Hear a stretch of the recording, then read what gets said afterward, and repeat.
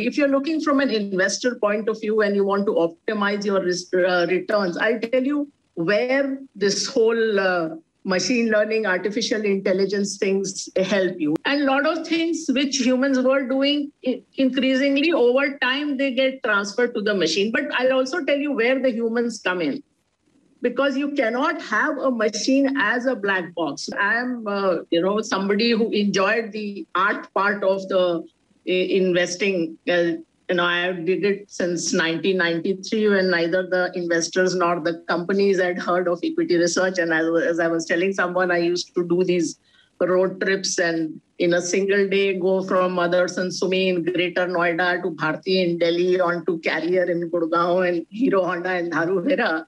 And I enjoyed all of that. But, the investing game is not for what is fun or romance or or satisfaction. For me personally, if you're looking from an investor point of view and you want to optimize your returns, I'll tell you where this whole machine learning, artificial intelligence things help you. Number one, you can analyze a lot more securities. You are not constrained by the human constraints. So for example, globally now we look at 25,000 securities. There's no way any human team can look at that. Number two, you can look at many more factors for each company.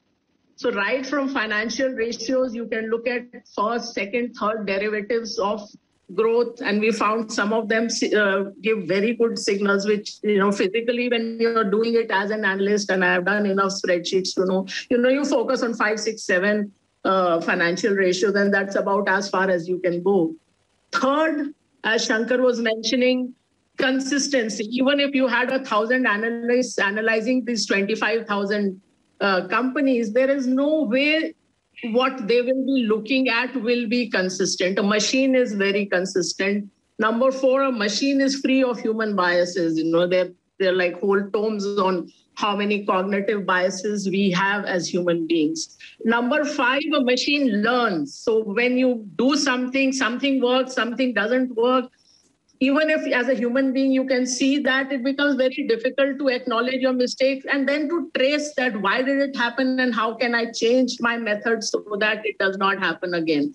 So a machine can do that. Machine looks very objectively at what went right, what didn't go right, what worked, what didn't work, how it has to be adapted. It's a learning mechanism. And a lot of also what we used to think as that only a human being can do, we found a lot of it can be coded into the machine. For example, I'll give you the manipulation, 20 years ago, Enron and WorldCom manipulated their accounts, and we incidentally got both of them, where they were doing the manipulation. Like in the case of WorldCom, it was a mismatch between their cash flows and their capex. But now we find that all of that, all the signals that we were looking at, all of that can be coded into the machine. So if the machine signals that, yes, in 1% beverages, there is some problem. So the problem might surface a year after that, but there is likely to be a problem because there is a red flag there. If you're looking at companies, earlier the other thing used to be that the data was asymmetric, that you got some information when you met the company. Now regulatorily all over the world, all information, all data is available to everyone. So in that case, then what you're relying on is, for example, conference call transcripts. Now, natural language processing is moved to a point where you can actually analyze that and say that, is the management sounding less confident or more confident compared to last quarter or last year or 2 years ago? Is the level of, one of the interesting things which we look at is what management's saying becoming more vague? There is a term called complexity. So complexity increasing means it's becoming more vague. So they are no longer as certain of what they are saying, or they are trying to, run circles around you or something like that. Again, one red flag. So a lot of things machine does which humans cannot do. And a lot of things which humans were doing, increasingly over time, they get transferred to the machine. But I'll also tell you where the humans come in. Because you cannot have a machine as a black box, which is what happens if only let's say a tech-only person tries to get to this kind of a system of investing, let us say.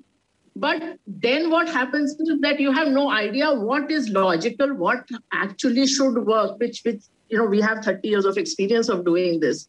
And as you know, in the world, there can be a whole lot of spurious correlation. You can have a correlation between consumption of cheese and number of doctorates, and it will look very good. The line looks very good. Number of people drowned and nuclear energy, the correlation is nearly 1. But none of, all those are all nonsense correlations with no causality. So you have to have a human being, first of all, involved in coding of the machine, that what you're doing is logical.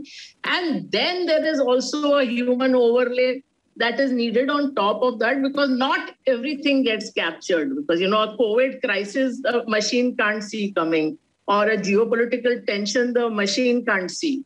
So those are the other things which come in. So it's a little complex, but yes, the playing field is very much moving away from this very touchy-feely art kind of industry.